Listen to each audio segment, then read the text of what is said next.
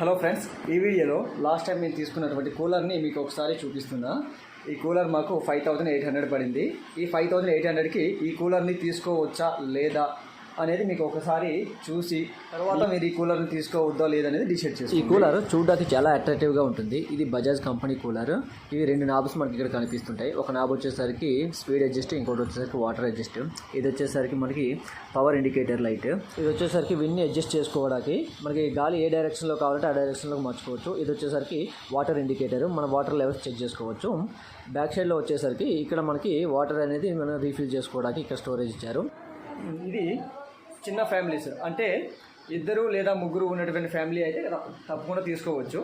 దీన్ని సింపుల్గా క్యారీ చేసుకోవచ్చు, ఎక్కడ కావాలంటే అక్కడ మూవ్ చేసుకోవచ్చు. దీన్ని యూజ్ చేయడం కూడా చాలా సింపుల్ కాబట్టి తప్పనిసరిగా ప్రతి ఒక్క ఇంట్లో కూలర్ ఉండడం అనేది ఈ వేసవి కాలంలో కంపల్సరీగా మారిపోయింది.